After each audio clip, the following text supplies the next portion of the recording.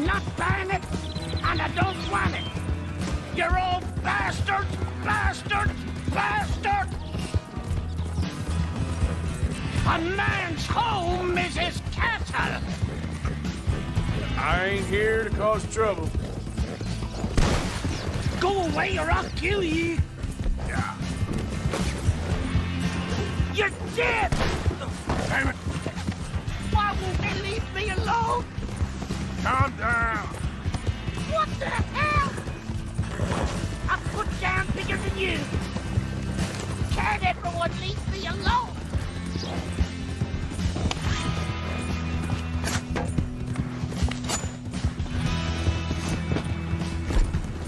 I hate you. You're going down now.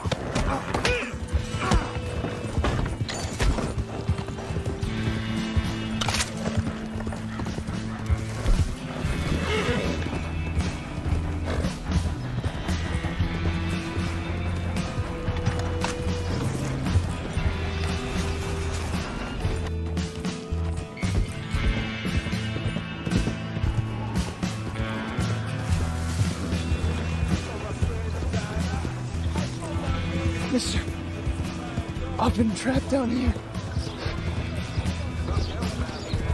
Why are you dressed up like that? I've seen some sick diversions in my time. This one might take the prize. No, wait. You gotta help me. It's that crazy gunsmith. He made me dress up like this. He's got me chained to the goddamn front.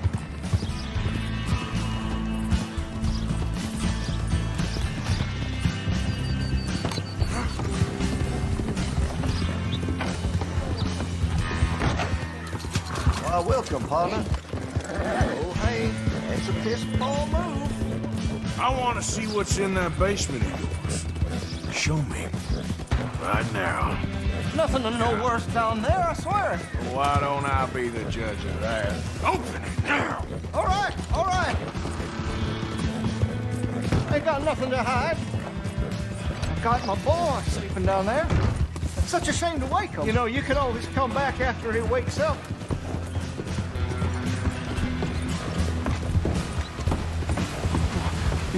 You just stay away from me. Know what I tell you about talking to your paw that way? Oh, thank God. You're not gonna help me? Take anything you want. Just leave us in Getting peace. out of here. Am I? Take anything you want.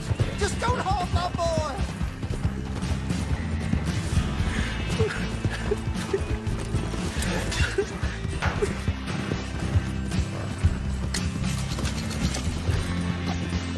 So I know this must look bad, but the boy needed to be disciplined. No, the change! Oh, finally! Thank you. Thank you. I'm sorry. Please forgive me. I know it was wrong.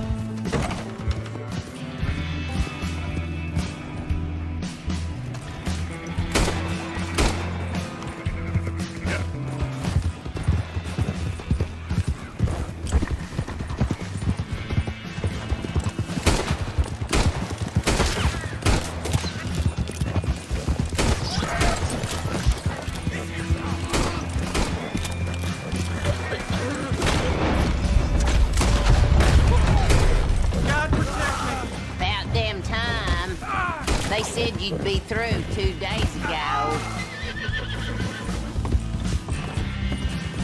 Just leave what you got in the cellar and be on your way. My gut's giving me hell, and I ain't in a sociable mood. Hey, what's taking so long down there?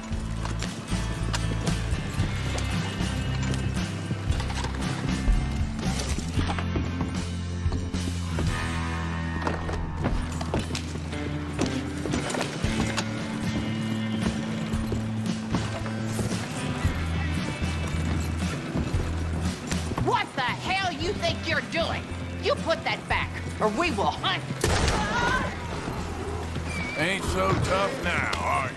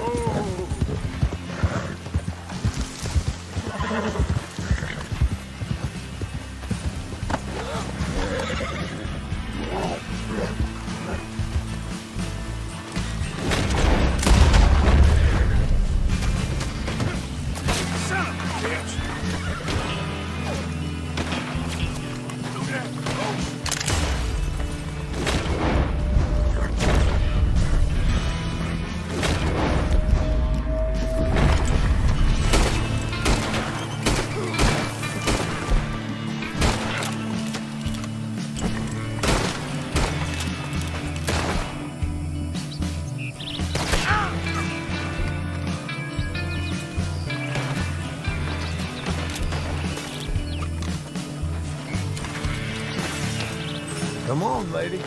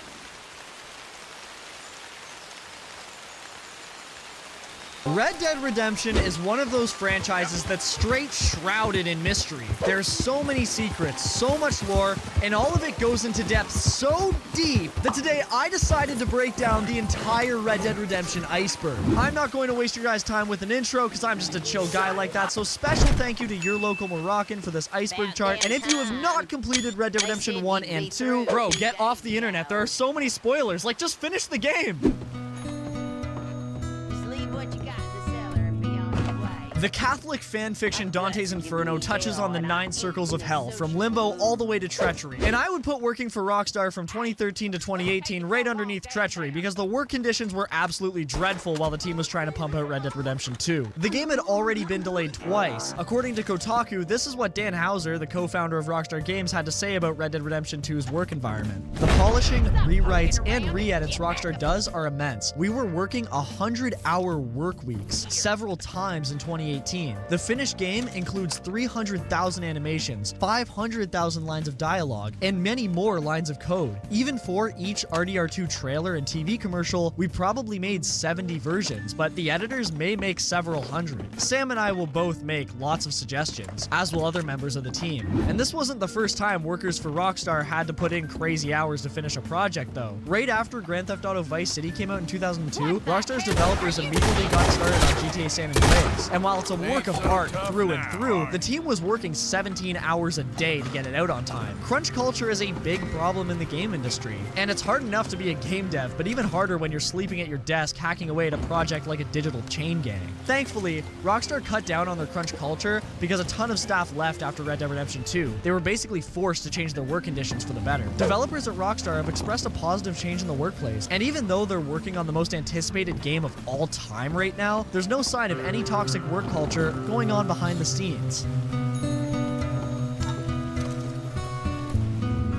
Nigel is a well-dressed Englishman who arrived in America alongside his friend Gavin. Overnight, Gavin disappeared, and you'll find Nigel around the towns of Red Dead Redemption 2 calling out and looking for his friend. Has anyone seen an Englishman called Gavin? Even in the epilogue that takes place 8 years after Chapter 6, Nigel will still be looking for his friend, although by then it appears Nigel has truly lost it. Has he been gone long?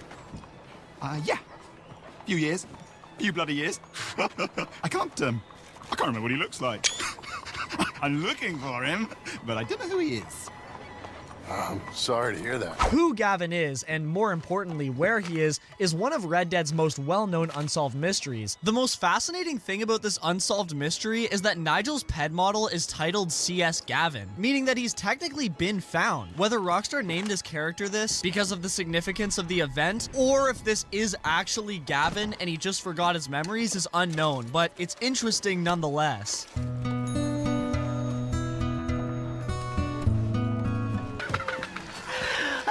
Mary Lou, May I have the honor? Red Dead Redemption 1 got a major DLC called Undead Nightmare that released in October of 2010.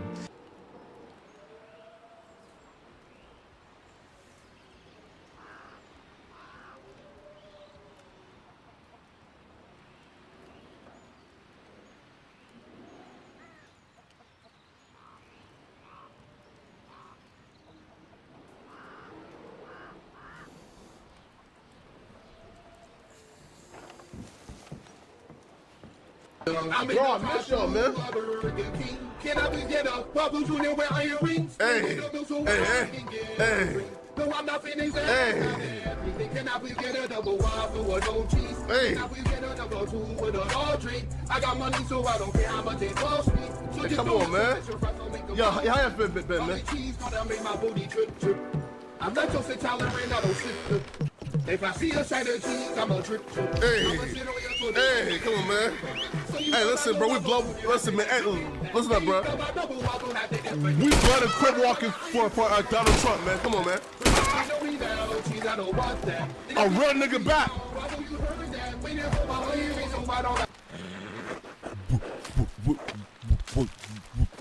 Wait, right? Wait, right?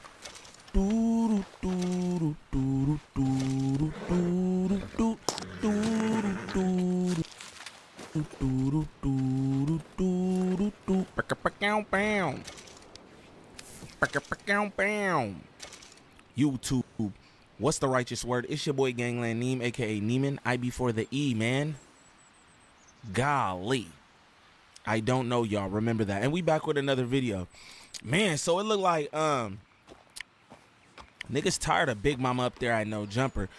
Big Mama been doing the same thing over and over and over and over. So I don't even know what's new. But it looked like Remo, Officer Remo, got an issue with all Big Mama's lying. He on your ass, Flacco. Now, if this your first time to the channel, like and subscribe off the back. Don't troll me, or you could. Whatever. Shout out my 20K. Off the muscle, no lies or nothing like that. I don't really gotta do none of that, you know what I'm saying? But that's me. That's me. We about to get into these comments from the No Jumper News. Remo has something to say to Big Mama. Let's get into it. And let me get on Flacco, man. Flacco, you doing a whole bunch of clickbait capping and I'm on your head, bro. Flacco made a whole video like Whack 100 checks No Jumper host about what was it? About the loose cannon call. All right, so for one, what happened?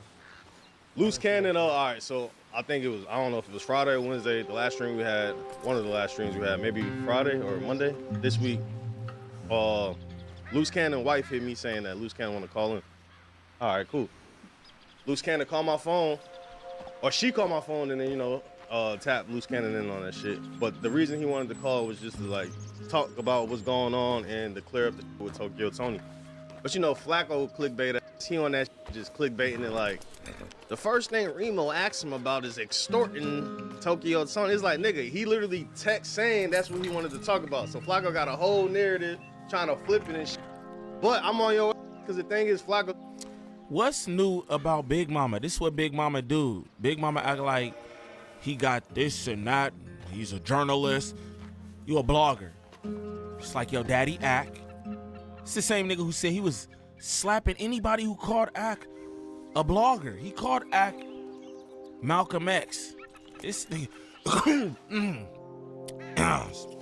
Pardon me. Big Mama, you're disgusting, and it seems like Remo's got an issue, but do he really? Let's continue. Said this is the best thing that ever happened to him is this Big U Rico indictment. He's been making 5 videos per day trying to monetize off this shit. He making the bag. Bro, go look at how many videos Flacco got on that shit. This he made 40 bands already. That's what he's saying. So he out here brag. Don't be out here trying to manipulate for me so you can make your money. And get your money, but leave me out of it, nigga. I'm gonna keep coming for your head. My boy said this is the best that ever happened to him. Big U getting locked up. Nasty work. Big Mama said Big U getting locked up was the best thing that ever happened to him. Bro, you're a nasty individual. And this is why you be hiding. This is why you can't go nowhere. Niggas be like, they see me. Don't nobody see you nowhere, fool. to the point where people just send random videos and it's like, oh, look at Flacco. It's just some fat sloppy dude. Y'all ever seen the square up video? They're like, who's Flacco getting down? It's just some fat black nigga in a beater. That ain't Flacco. Flacco don't be nowhere outside, but it's because of things like this. See, when you cut your content the way he does, when you speak about the land, the people who live in it the way he does, you can't go nowhere, man. You'll be just like your daddy, the vlogger academics. Just post it somewhere, bro. You ain't gonna be able to go nowhere unless you got Secret Service with you. Fat, nasty. Man, I want to refer back to this. Oh, disgusting. Look at that. What's that on your lip? What's that on your lip, Flacco? Ooh, look like you're ready to vacuum some meat, gang. You're disgusting. Let's continue. Which is a part of one of your co-hosts, or your nigga you call your friend being in jail too, which is a crazy thing to say. Yeah. He said it off the record, but I'm exposing it since he wanna lie. Oh shit. Yeah, nigga. Yeah, nigga. Whoa. So that's something you said off record. You just said that to Remo, because of course he wouldn't go. I mean, I'd already reacted to that. Of course he wouldn't go lie, because he's not a man like that neither. He's not a man. He's a baby boy. A fat baby boy. You couldn't have said that online? Yeah, it's the best thing that ever happened to me. It's another black man being locked up. We gonna run that back. That's nasty work. That's why you look that way, though. That's why you're big, fat, and sloppy.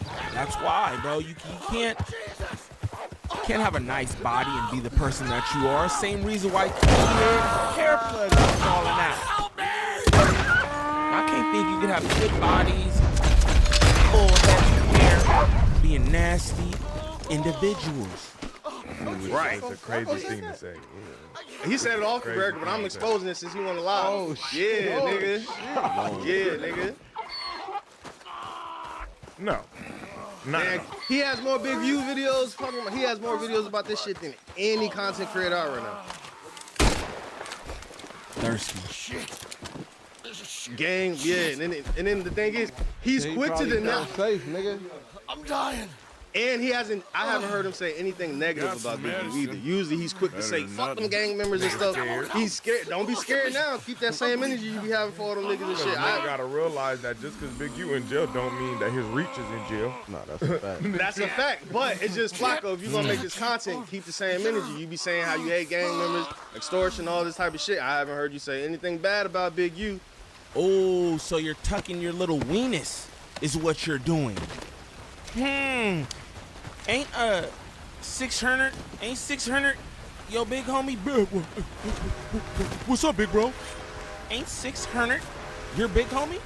600 on the press. But you not saying nothing bad about Big U. Okay, yeah. You ain't as stupid as your fat ass look. You're just monetizing off the situation. So yeah, just leave my name out of the cap, because he like clipped the thing is, he like clipped the part of it where he tried to flip it, and like, you know, Flacco, he do like, get your money, my boy, but when it comes to me, nigga, I'm gonna be on your head. Yeah, I didn't see that shit. Wild work. Yeah, Flacco certain names in the title gonna get him paid. Yeah, and then he got the nerve to say, yeah, I did it like that because I know it was gonna, like, I had to flip it like that to keep the retention rate of not people tuning in. I was like, bro, hell no. Like, the nigga basically saying I lied on you to get the views. Funny, that nigga crazy as hell. He lies all the time, but it's different. Don't do it to me, gang, because I know your whole formula. So, like, I'm going to expose you. That's Josh in the background. He lies all the time. Yet, y'all employ this nigga who lies all the time. They all saying it. It's nasty work. Again, I don't do Flacco numbers, but I also don't ride meat recklessly. Straight up. But I don't gotta lie about nothing. Everybody knows what's up with me on here. You know what I'm saying? Don't mean to toot my own horn, but toot, fat boy. Be on here lying. I'm so surprised that he's not speaking about Big U in the manner in which he speaks about all gang members. But you heard what Almighty said. You heard what Almighty said. Every fucking time, nigga. Uh-oh. From your new up-and-coming beef, nigga Remo and Flock. Nah, fuck on my mans, bro. It's all content, but just chill out. I'm here to see it. Okay. Chill out. Yeah, making 50 videos about that shit. Man, What do yeah, and you expect? saying this It's Flacco. I don't expect nothing less. Yeah, nah, Not at all. 100%. But it just, when I know you're trying to meet your quota of 5 videos per day about this shit, and I'm watching the video where you're already shading me because like they already was in the comments, like he made a post saying the Avengers came together and he left my name out of it. So everyone was like, why didn't you put Remo name? It's like if Vlad could put my name, academics could put my name. Flacco, why you ain't put my name? Don't be hating, Flacco. You think he did that purposely? Yeah, not purposely, but even I didn't notice. He for sure did it purposely. You know why? Because Big Mama was mad he wasn't in that room with the Fed Avengers. That's why. Big Mama is out of shape, a meat rider, and jealous? Oh, you's a hater. Oh. Oh, man. Say it ain't so, Big Mama. Ain't you made 40 racks already off Big U videos? What you got to hate on? Ain't money everything for y'all niggas out here? What a nasty man. Somebody give him a trainer and a training bra. Into the fans kept Look, yeah, all of them was just here. In Flacco defense, he played devil's advocate. Yeah. No jumper left you out that motherfucker too. The thumbnail. Go to the comedy. Not go to the comedy. Go to the podcast, nigga. You was not on that bitch. On the thumbnail, but if you go look, I'm never on any of the thumbnails. I'm just but saying. When it came to Hey, yo, Almighty, man. This ain't it. Don't ever defend, bro. Sit in his defense.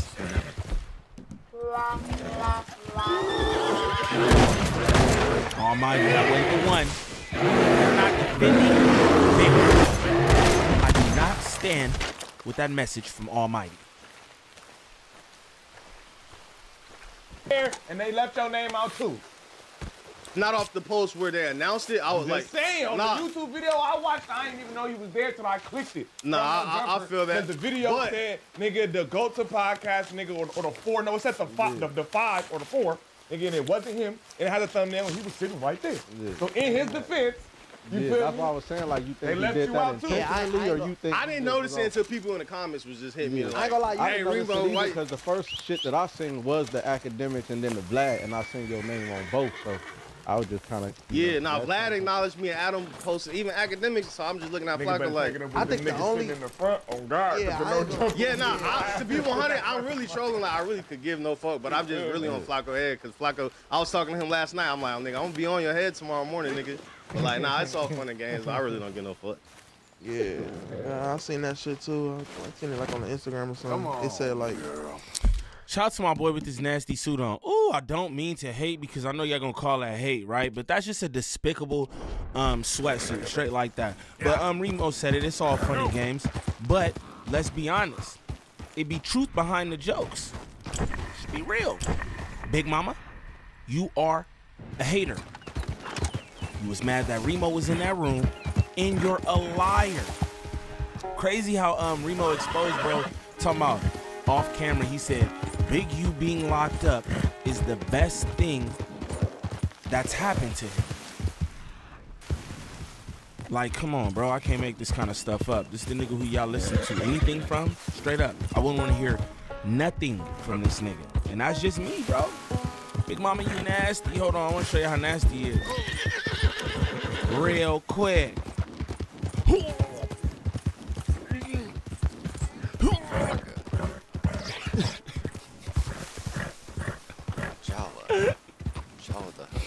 Disgusting. Somebody get that nigga a training ball. Now, if this is your first time to the channel, please like, subscribe, comment, and share, please, and thank you. We need that for the algorithm. If you could go to the top of the page, smash that Instagram link. Follow me on Instagram. Shoot me any content y'all want me to react to there. Also, join up in the Discord. Good people, positive vibes, 99.95% of the time. And nobody's happy to see another brother locked up. Smash that TikTok link. Follow me over there for any content that I post there as well. But y'all get in the comments, man. Let me know what y'all think about Remo calling out Flacco for all the lying. Like, I know they cool and all that, but he making a point, bro. You lie all the time. Everybody in that room's like, yeah, he's a liar. He's a liar. That's where your credibility is at, Big Mama. Niggas think you're a liar, fool. Niggas think you're a liar, dog. To the point where it's like, yo, he made a whole narrative about me being paused, and nobody even believed it. That's what's crazy. Like, I thought it was gonna like stick or something. Like, nobody believes anything that you say, bro. Your credibility is shot. But y'all let me know what y'all think in the comments. It's your boy Gangland Neem. Peace.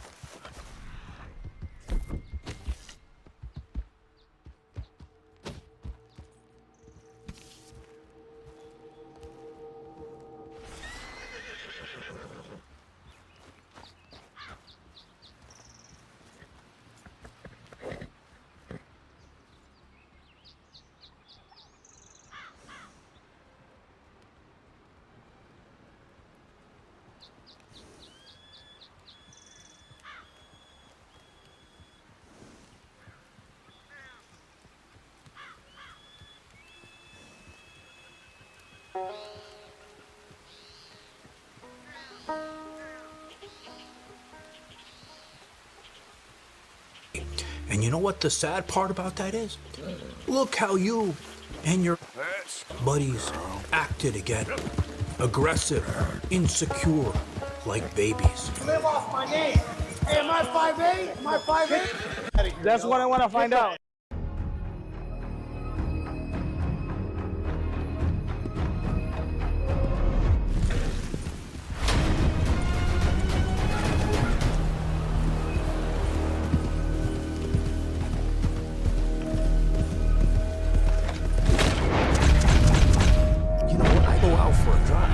It's my best therapy. I start thinking about things, and sometimes they're the best ideas. Wait a second. I just remembered another one from when I was a kid. And these assholes gonna be pissed when they hear this. Wes and Big Titties sitting in a tree. P-E-G-G-I-N-G. First comes love, then comes marriage, and then comes another asshole in a baby carriage. I better write this shit down before I get rid of these pieces of shit. You know how pissed they're gonna be when they hear this?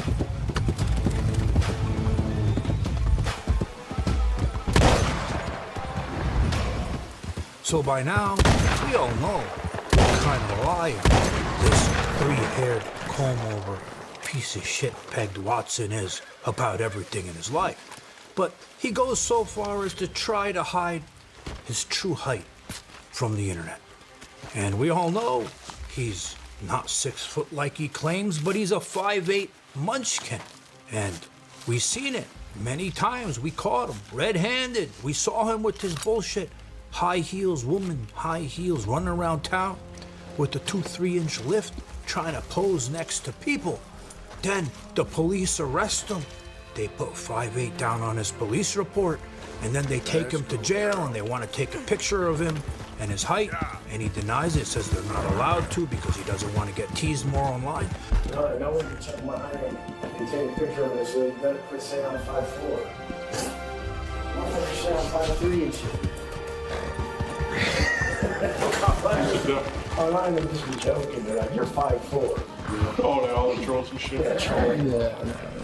He'll be happy about this, though. So we know this guy's a liar, and to be honest with you guys, kind of sick of hearing this same old story and this bullshit. So I was hoping what happened now is gonna finally put an end to it. Now, I always thought this. Do you know how this asshole can put an end to all this teasing and harassment about his height online?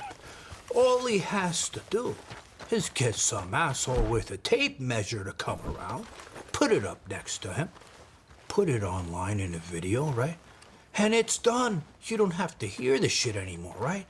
But no, he can't do that. And you know why he can't do that? Because he can't manipulate it. So this is his way of manipulating things. Well, now we have Eric Kinevsky, and you guys know who he is. He runs around with a scale and a tape measure in his hand, and he goes up to people to ask them their height and weight to see if they're lying. So if you think about this, this is a match made in heaven. On one side, you got Pegged Watson, that three-haired munchkin conehead piece of shit, right? Lying about his height, doing everything he can to lie about it on one side. And then on the other side, you got Eric Kinevsky, The man, like I said, he walks around with the fucking scale and tape measure in his hand, going up to people. So if you think about it, what a great idea. Eric goes down to Miami, bring your little tape measure with you, go up to Wes and measure them. And how bad could it possibly be, right? So it didn't really go as planned. And now I'm going to show you. Now first, I want you guys to get a scope of what happened before I tell you the story, because the story's going to make you laugh. But before I tell you the story, here's a clip, a little one, and then I'll show you the full one of what happened when Eric went down there. Jesus fucking Christ! Look at this stud over here. Why? What's your name, man? My name is Wes. Actually, WW Dago. All the motherfuckers know that's Wes Watson from San Diego. I can't talk to this straight up stud over here. I made a story yesterday. So Eric saw a story a couple months ago, right? Wes Watson made a story about Eric saying he watched his videos, he thought he was funny. Usually he's not a fan of this type of stuff, but he thought it was great, that he was a fan. If he sees him, he'll shake his hand. So Eric thought Wes liked him. I don't really watch spoof videos about me, but that one was fucking funny. If I saw that guy in person, I'd be like, dude, you are classy. Like, I really thought it was going to piss me off, and I liked the guy after seeing that one. I'm just saying, he was hilarious. And then, a few days before Eric decided to go to Miami, he saw another story on Wes's bullshit Instagram, because he doesn't shut up all day. He puts his whole life on there like a little woman. And he put up a story saying, hey, you know, I'm tired of all this 5'8" bullshit. If you guys want to come down to the gym and measure me. Craziest thing is that everybody's so fixated on this.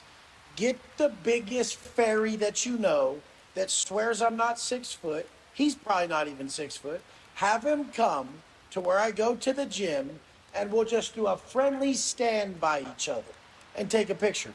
Get as many people as you can that are 5'8". Have them come stand next to me, take a picture, and just document. I'm 6 foot, but I'm just gonna play into your guys' game, because this is one of the most friendly things you guys have ever said about me, is that I'm short. So it's kind of like, you guys think you're hating on me, but it's kind of nice that you're just saying I'm short and you're wrong. Because a lot of the other stuff you say about me is pretty fucked up. So Eric saw that story. He said, you know what? This asshole must be talking about me. He knows I do this shit, inviting people to come. I know he likes me. I know he wants to shake. The handshake he's gonna do with Eric. He's gonna shake my hand. He's a fan. How bad can it be? Now, let's get into what happened that day. So that morning, Wes and his cronies, or goons, or assholes that he's hanging around with, the clones of him, they all decide they were going that morning to actually film a video. So that's probably why Wes was wearing heels that day, because he wants to appear taller in his video. So we know most of these guys because we've seen them in the videos with Wes, right? In the fight videos we've seen them. But two of them we know very, very well. This one is the fat pig. Remember I called him the fat pig? He's the one who went in there and he threw that kick at the monster on the ground and he wouldn't stop talking shit. Well, I was thinking and I was looking at his face and I'm like, what does he remind me of? And you know who he looks like, this asshole? He looks like Freddy Krueger if he was a tranny. His face reminds me of that. So tonight when I'm trying to sleep, I might be having nightmares on Elm Street because I'm gonna be thinking about this asshole's face. And then we got the Chinese Fu Manchu Mafia, man. The guy, remember, we know him very well for having that dumbbell in his hand when he was trying to hit the monster with it.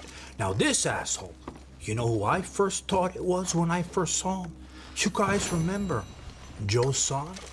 That UFC guy got punched in the balls 20 times, right? Lost the use of his balls. And then he was in this movie with Austin Powers. Well, I saw him with the shoe in his hand, and it reminded me of this asshole. But I remembered something, too, about Joe Son. Do you know where he is now? He's in prison for life for doing naughty, freaky things to women, right? And now he's getting pegged, just like Wes is. So now Eric shows up with Tanner, his cameraman, and his other buddy, and they walk in to try to measure the munchkin. Jesus f***ing Christ. Look at this stud over here. Why? What's your name, man? My name is Wes. Actually, UwU Dago. All the motherfuckers know that's Wes Watson from San Diego. I can't talk to this straight up stud over here. I made a story yesterday. You trying to live off my name. Hey, am I 5'8"? Am I 5'8"? That's what I want to find out. Get out of here, yo. So now notice, Eric didn't even get to bring up his height, and automatically the insecure bitch has to bring up the height, right? And then he also says, hey, you're trying to make money off my name. Well, Wes, I hate to break it to you, but poor Eric, he's only made a couple videos on you. Maybe he made $250, right? But if you want to talk about somebody who's making money off your name, I gotta thank you very much because I'm probably the one who's made the most. And then you have the pig, the Freddy Krueger, the tranny-faced looking motherfucker, opening his mouth again on Eric saying, I'm gonna murk you, I'm gonna kill you. I will murk the bitch ass, yo. For what? Because you act like a bitch. Come up here, start a problem. You made a story yesterday. I don't know who you are. Get out of here. Go. Get out of here. Get out of here. Get out of here. Get out of here. Get out of here. No, I'll break your face down. You still tell me that I'm not going to take the chain off your neck, bitch. It's not a real chain. It's broke. Meantime, Eric is sitting back. He's like, what the hell's going on? I didn't even say anything. Why am I getting threatened for my life by these assholes? Which, by the way, I would love to see if they have such big mouths when they're all by themselves. It seems like together, they're all big men, but I'd love to see them alone. And then the best one, the Chinese Fu Manchu, gangster, mafia man, right, Joe-san? He comes around and he sees the camera in the cameraman's hand. He's like, you know what? I'm not letting this happen like last time. I'm gonna make sure I smash this camera. So he goes and he tries to take the camera and smash it, and then he makes threats. And we all know what kind of tough guy this is. He walks around with that dumbbell and a shoe in his hand because he's so tough, right? We all remember it real well. Chill, bro. Chill. Chill. Chill. Chill. Okay. Yo, man. We didn't come here for that. We came here to leave. Good. It ain't like that.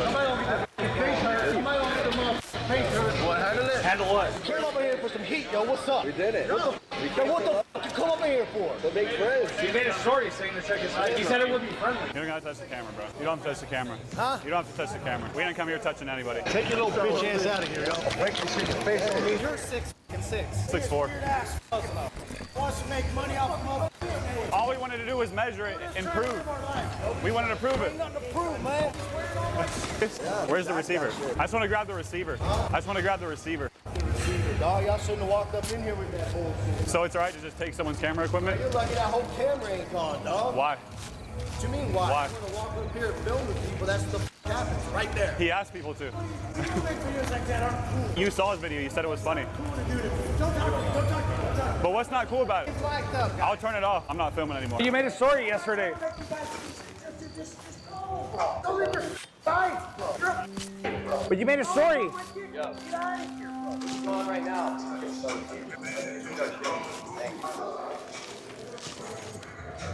So now looking at all this isn't and wasn't a situation like it was with the 7-foot monster when you were challenging people to come for a fight and he showed up and you thought a fight is going down even though you cheated your way to that fight, right?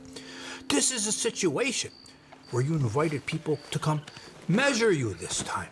And Eric, somebody that thought you were his fan, that you want to shake his hand, you liked his videos, he showed up because he saw the story of you inviting people to come there and measure him. So he thought, you know what kind of problem would this be? And you know what the sad part about that is? Look how you and your asshole butt buddies acted again. Aggressive, insecure, like babies. This was a chance when you guys could have looked good for once. Have the guy, let him measure you, and be nice about it. Don't be an asshole. But no, you acted this way, and especially it's bad because think about this. You have an open case. You could be facing up to 15 years in prison, you asshole. And this is how you act. This is the footage you want out there. So again, this was a chance for you and your butt buddies to look good. But instead of looking good and looking better, you're looking like even bigger babies and secure assholes than you really are. Now, before I go, there was something else funny that I saw that I have to share with you guys. You know, we tease this asshole for walking around using those women purses, right? Like a woman, looks like a real woman shuffling around the bag, right? On the dinner table, like a bitch. Well, he thinks that he can sell custom, I'm not kidding you, custom purses with his initials on them to people. He teamed up with this other asshole to come up with his own line of woman purses. I'm not kidding you. Watch this. But James rolled with us, man with the plan. Saw him last night with me at the hangar with Rick Ross. He's the one designing the bags for Rick Ross. They got the double R print on there. They're nasty. They're coming out soon. And then I got the Wes Watson brand coming. The price point is crazy. These are, you're gonna have like a Goyard or Louis Vuitton looking bag that is 120 at the price, coming in dope ass colors, different styles and everything, with that embossed double R Rick Ross print, that embossed Wes Watson W. It's nasty, like next level shit. Guys, thanks for watching. Please hit like on my video.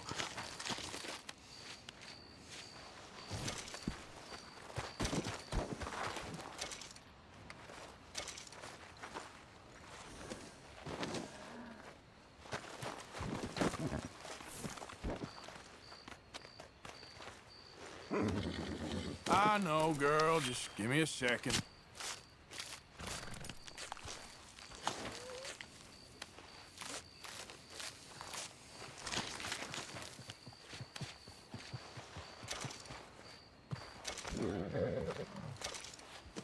It's a 50 double barrel shotgun. We can get some other shit though.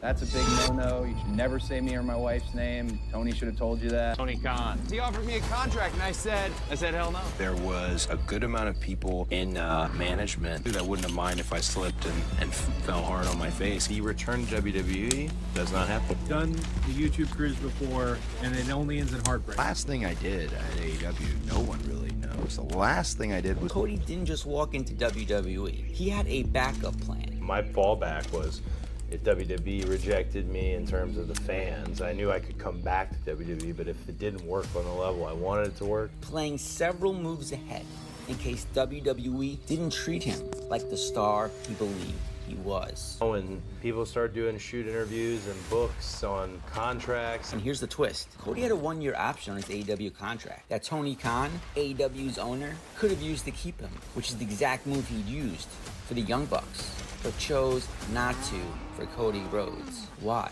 What really went down? That you said it was a personal thing that we just couldn't get past. Could you elaborate on what that is? Sure, it was. Here's the real kick here. Cody didn't even expect to become WWE champion when he returned. As soon as I came back, I mean, instance into walking out, it had rekindled not just my love for pro wrestling, but it had rekindled the feeling of, no, I can get to the top. It's not lost yet. I still have a shot at it. But to understand how we got here, we need to take a trip back. A year is probably the most controversial in wrestling history. Coming back here was a far bigger gamble than All In. The story of you coming to WWE swallowed up Stone Cold Steve Austin returning to wrestling. Because here's the guy who, when waved another flag really hard for quite some time. If he came here and just blew it, that would be. The chat's exploded saying that Cody and Brandy have left AEW. What? This is Chris for Cody Rhodes. This is not a work. Career. So what do we talk about now? Do we go back to Steve? They're calling Stone Cold Steve Austin out of retirement after 19 years to try to get some people into these buildings. If he goes to WWE, do you personally think it's a good move? Creatively, no. Financially, yes. It's a good job. Smeg all happened on Raw. Nothing happened on Raw. What would he accomplish by going back to WWE? Because there's every chance he just becomes a mid-carder again. All I've seen today is people going, 2 months he's going to be Stardust again. Nobody should give WWE Bruce, Nick Khan, don't give any of these people the benefit of the doubt. They don't give a about you. He ain't going to make it. They're going to bury him. You're walking in there as public enemy number one. You've actively taken revenue away and audience away from WWE. They're gonna welcome you with open arms? Like, there will probably be a huge amount of fanfare early doors because it's Cody Rhodes. But yes, for the first couple weeks, you'll be, oh my God, we got Cody Rhodes. Ha ha ha ha ha. Tony Khan. how big of a deal is it that Cody Rhodes might go back to WWE? It's not that big a deal. It's a huge deal from AEW's perspective. Cody Rhodes is responsible for the creation of AEW. Without Cody, there is no AEW. I am disappointed that Tony Khan let him go. This is a bad move. You know, Tony has a vision, and then this is his money, and let's see how that plays out. I've never felt better in my entire life. I've never felt better. At the time, no one knew for sure that Cody was going to WWE. Ladies and gentlemen, we are in an exciting phase of the wrestling war. In fact, we wouldn't learn that until 30 months later when his grand return at WrestleMania. But to truly understand Cody's journey and his intentions, we need to take a quick trip back to 2019. You've been responsible for the resurgence of the indie scene and building it back up to where people actually give it the credibility that it hasn't seen in quite a while. How does that feel to be the face of this resurgence of essentially the territories? Loaded question. I have no intention currently of going back to WWE. I know that's a lot of people's thing. Oh, built my brand up, here I go. This is too much fun, figuring this out. And figuring out everything with Ring of Honor and New Japan. Ring of Honor had a 30% business increase from a gross. That's outstanding. This right here is a family. There's two big differences between WWE and what AEW is. Tony Khan, Guys, he's one of us. He's a wrestling fan. he's the one who sought out us and made us the EVPs so that it could be a wrestling company run by actual wrestlers. We haven't had competition in a long time, and we have some now, and I think it's exciting. Cody Rhodes, his wife Brandy, I respect the hell out of them. Apparently, if you put executive vice president in front of anybody's name, they feel important. Hope that they can pull it off. If they do, it's going to be a hell of a... And I give you my word, we will never, ever let you down. For me and for her, this is it though. You know, I looked at the sucker the other day. It's more years than any WWE contract I signed, and I know why, because I'm committing my life to this. So I've gone all in, no pun intended, on being one of the faces of the company. It's a big money startup, and I've been able to touch everything. Dusty Rhodes beat Vince McMahon, and he lost. And here is his youngest son who's going to go try and cut Vince's head off. The success of All In opened the door to a national wrestling promotion that could compete with WWE. Enter Tony Khan. And he is the financial backer, and he is the sphere of influence and has this business acumen. But it also means that if we want to really step in...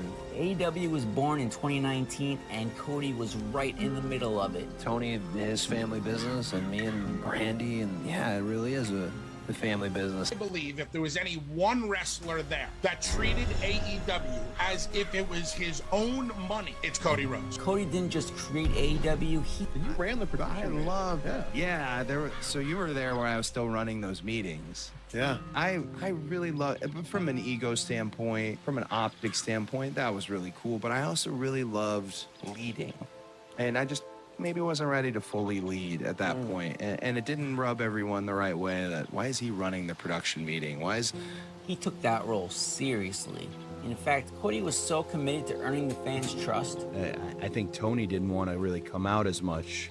He was just getting comfortable with the idea of it. Now he's out front. He's able to do it all. But at the beginning, it was all me. That he made a bold move. He vowed never to challenge for the AEW championship. In this executive role, I've put my foot in my mouth so many times, whereas when I was a talent, I could get away with it. Talents can lie. Talents can exaggerate. When you're any type of management, you're held accountable, which is a lesson for me to learn. His goal was to be seen as the guy who was there for the fans, not for titles or ego. That's a huge part of what makes his eventual departure so incredibly complicated. But what went wrong in AEW? Was it creative differences? Was it money? The truth is much more personal. I was so caught up in the moment of the revolution that was happening and wanting to be the guy they trusted the most with the revolution. Cannot counter-program the law. They shoot you on the feeling. He was unable to do those things, but he would join. I want to stay the executive vice president of All Elite Wrestling. I told Tony this until I die. This is the end of my career. You don't really have another option. That I can't really go back. The others can change. I really can't.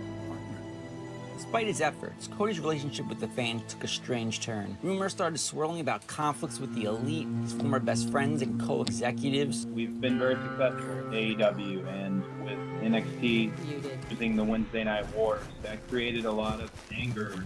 I understand that there's a lot of hardcore NXT and WWE fans out there, and that's why those stories like that don't surprise me. I think people need to cling to something. Why did you stop appearing on Being the Elite? Oh gosh, I don't even remember. There's a quote in the Young Bucks book about how I was last to the signing, and Oh yeah, you're on the list. don't get me out, Nick. I just wanted to come to the party, all right? I hated that in the Young Bucks book, they said I was last to the signing. That's one of the things that people always cite. Oh, he was last. He wasn't that big a deal early origin. Yes, I guess I was last. And yes, I had different thoughts. And it's not incorrect at all what they said. Yeah, like it's not incorrect, but I was just in on it as well as anybody else. I didn't take it. I didn't like deny him. I just talked to you and thought.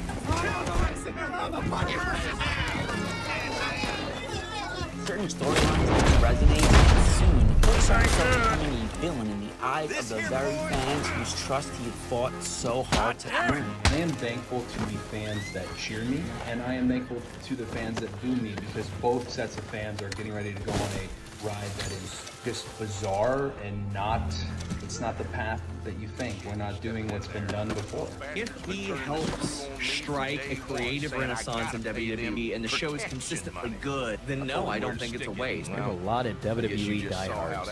There's a lot of stand-up for WWE blokes out there. And you know what? Somebody walking out of the enemy. I woke up this morning to a very large amount of people in my mentions, almost all of them with a Roman or a Sasha Banks avatar, making fun of me. To come and grace them with his presence, they may go nuts for this guy. They may see him as the greatest folk hero ever. That he walked out of AEW and came home. The Ballad of Cody Rhodes. I don't know if I'm going to continue to watch AEW. Now the question is, does that mean you're going to start watching WWE? They are the worst at what they do. Creatively, they have no momentum. Their roster is absolutely depleted. They are banking on Stone Cold Steve Austin and Ronda Rousey and Johnny Knoxville and a potential Rock showing up at WrestleMania this year. And maybe he thinks he can be even above Roman Reigns long term. I can beat Paul. Joe, that's Paul's property. Have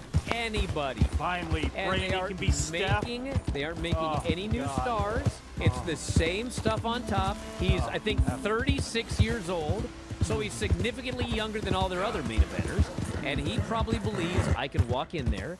They're going to give me like $5 million a year or whatever. I'm going to be a top guy. Can I finish this? How AEW ended was terrible, really. And people are going to write books later on, and these stories are going to get out there. And then it's going to be a whole new ball game. But the actual experience and everything we did, I mean, and you're included in that. I'm in this Miami hotel. I think what we have ready to go is the best wrestling show ever. I really do. It's a wrestling show by wrestlers, for the fans. It's 100% fan service. You know, and we did our interview, how fortunate we were that Tony wanted to invest in this vision, and he had a vision as well. How special Mad Nick in the BTE era and Kenny and my rivalry in New Japan, especially from a dollars and cents point, that made New Japan more money than anything they ever did. And it made Ring of Honor, Ring of Honor going through the roof at the time. Yeah, probably shared more than I should have. You know, it was terrible, whatever, wrapped up. However, when it comes to the management and luminary figures and people who were part of that time in my career with me. The whole company was sort of like built around you at the beginning. Chris was not genuinely aware that the EVP thing was real. It's sounding egotistical. If there was no Chris Jericho, I don't know if the company would have gotten off the ground as quickly as they did. And now you're his boss, dude. He doesn't really like that. And a lot of people thought that he was the boss. He wasn't the boss. Tony's the boss. He's always been the boss. I sent my first talent memo, and then it became wait, no. The whole concept of EVPs and kind of that whole thing. I knew that it wouldn't really mean anything. No. It's a learning curve for us all, you know? I don't necessarily have to like them, and they don't have to like me, and I will always have a love for them because of what we did. You know, if you look at what we created, I always make sure I name everybody because there's been some revision. I'll make it very clear. Okay. Matt, Nick, Kenny, Tony, Bernie, Brandy, my wife, and Dana. Without them, I remember how fragile it was. It doesn't exist. What happens when a founding father walks away from a company at the height of its popularity? I know Tony Khan has sent a contract in the mail. Maybe it's not the contract I wanted. Cody Rhodes didn't just leave AEW. He set off a chain reaction that led to one of the biggest implosions in modern wrestling. 2022, AEW. What's this? Is this another year of just steady growth? Because you guys, the arrow's been pointed up since you started. I think 2022 really leans into all those free agents and all the originals. I think you really are setting up for a year-long, incredibly tumultuous battle royal of, oh, well, I came from WWE and I never watched your product, but I'm super over. Or I've been here the whole time. I think it's easy for me now to say like, oh, I definitely knew, but it wasn't the case. The return to WWE does not happen without Conrad. He was genuinely just curious. Hey, just curious. Are you really up? Is your contract really up? Because every wrestler says their contract is up is typically lying. He was contacted days after that article being reported that he was working without a contract. And that was first published on January 17th. Cody would be gone from AEW less than 1 month. You know, Brandy and I had been offered new contracts. Brandy had a great deal with Tony, and I had a great deal with Tony, and Road to the Top Season 2 had been renewed, you know. In January 2022, wrestling fans were shocked when Fightful revealed that Cody Rhodes, one of the key architects of AEW, had been working without a contract for months. This wasn't just another contract negotiation. It marked the beginning of the end of Cody's time in AEW, a departure that would change the landscape of pro wrestling. While Cody's peers, like the Young Bucks, had their contracts extended, Cody's and Brandy's weren't. Hours later, Bruce Pritchard texted Cody, setting up a pivotal meeting that included Vince McMahon flying to Cody's house the very next day. And I thought I'd love to meet with you guys because if anything, it'll be closure. That's honestly how I looked at it. It will be closure. WWE's creative had been in the gutter for years with Vince McMahon's outdated booking. But despite his doubts, Cody took the meeting, hoping for some closure. And that's when he told me, he goes, well, Vince will fly to me wherever you go. And that's when it got real. And I think I only told Brandy, like, ooh, I don't know, I should have answered this text because now I'm faced with this. And but even at that point, Cody didn't seriously consider WWE an option. I really get excited when people say the executive vice president thing. It still kind of tickles me. 3 years in, if you come backstage, you've been backstage at AEW. There's no place like it. That's the most team effort place I've ever been a part of in my life. That's the best feeling. I mean, it really does feel like you're going on the field with 10 other guys, 10 other girls, whatever it may be. And just make you sure it need goes one into another. the pot. And I see that more than ever at AEW. And as an EVP, Cody was known for trying to keep the locker room united. That was my favorite part about having that job was the leadership aspect of it. I don't know if I was good at it or not, but we had. Well, some would say it appeared that after you left, things got a little worse. So. Without him, things quickly unraveled. Feud between top stars like Britt Baker, MJF, Eddie Kingston, and CM Punk escalated. But listen to his #1 goal as an executive at AEW for the year 2022. As long as I am in the role I am, that's the thing I'd like to foster more than anything. Remember, we're a team. Can't eat each other up because we need to eat together. And meanwhile, AEW had all the momentum and the fans' goodwill. So what changed? How did a text from Bruce Pritchard and a meeting with WWE flip everything upside down? More importantly, how did Cody's exit reveal the cracks in AEW's leadership? that were about to split wide open. I feel like there has been a lot of backstage news and rumors that's been coming out of AEW that surprised a lot of fans, all the way from MJF to Britt Baker and Thunder Rosa. I mean, the great thing about wrestling is that you never know if it's real or not. It could be a storyline. It could be real. Let me take you to All Out 2022. Product here is professional wrestling matches, and people not liking each other and not getting along can actually be positive, as opposed to most workplaces where people not getting along is detrimental. What should have been the triumphant night for AEW turned into absolute chaos. And so it's great to have CM Punk back in AEW, and he's a huge part of our company, and really he's a huge part of pro wrestling. The post-show media scrum with CM Punk calling out the Elite, accusing them of spreading rumors. It wasn't just drama. It was a full-blown PR nightmare. Fights broke out. Punches were thrown, and AEW's image took a serious hit. But think about this. What would have happened if Cody was still there? I had a great relationship with Matt, Nick, and Kenny. Still do. It definitely was tested by being young executives. It was tested by having different opinions on wrestling. But our different opinions is what made it strong. I want to do Crockett and old school, and they want to do PWG and West Coast, and damn, I loved it. I also had a great relationship with Punk. He was my dinner buddy. I had a great relationship. We still like chat. And Cody was one of the few people who gave honest, level-headed answers about backstage issues. He didn't bury anyone, but he also didn't hide the truth. Things like the infamous brawl-out incident could have actually been avoided. Cody was the leader AEW desperately needed during these moments of turmoil. Tony Khan, despite being the face of the company, struggled in these high-pressure situations. His responses were often awkward, and the lack of clear communication started to alienate fans who once believed AEW as a fan-first league. I remember people don't like something to say that's cringe. You know, like, great, come up with a better word. Most of the people who are like, that was cringe, like, dude, you're probably cringe, bro. Most of AEW's roster either avoided commenting or took personal shots at CM Punk. I cannot comment on the press conference. And just curious, why can't you comment on it? I don't want to. The state of your relationship with CM Punk? But I appreciate that you asked, but I cannot answer that, my friend. And sometimes guys get in fights. Sometimes guys just have the wrong attitude for how to make a team work. So, I mean, that's how you have to look at it. Sometimes guys have to leave. It's just the way it is. I hope people remember the mission in the first place, why we were there. And if you bring in people who don't know the mission, then things like that can happen. And I'm not saying he didn't know the mission or anything of that nature, but I was just bummed out because we envisioned it. If you were at All In, were you at All In? Or at the spirit of All In. If you ever lose the spirit, it doesn't mean you can't get it back. Just days later, other top stars in AEW, like Britt Baker, would echo his sentiments. I actually don't even think I've ever given my thoughts. As someone who loves AEW more than anything in the world, that scrum was heartbreaking.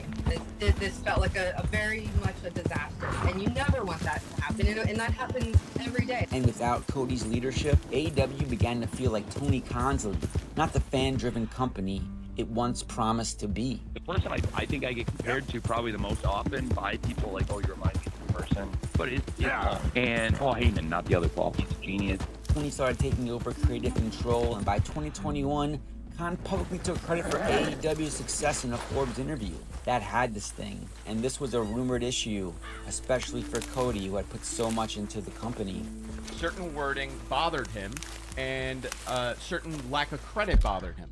Where, you know, Tony is the guy. Right. He runs the place. He owns the place. That Forbes article that came out, where, you know, Tony lists like, I'm the creator, I'm the founder, Chairman, president, CEO, founder, booker, head of creative. this, I'm the that in the beginning. That affected, that changed something. That's what, you know, was said to me by multiple people. AEW's original mission statement was for wrestling fans by wrestlers. Things started to change when Tony Khan took full control in late 2019 after the infamous Dark Order fake punching segment. And Tony Khan will often point to that point in time when he took over creative control as being one of the most important decisions ever made in the history of AEW. I thought we made some really strong changes in late 2019 going into 2020 that really served us very well. I really believe in booking, you have to find the counterpoint of your soul and the person you're trying to find. And I have it with a lot of people, and there are other people you don't have it with. You know, Britt Baker is me, I am Britt. Orange Cassidy is me, I am him. To me, that's a really important part of it. Tony Khan's booking methods of huge announcements and huge roster signings would eventually run out. The real reason Cody left, it wasn't just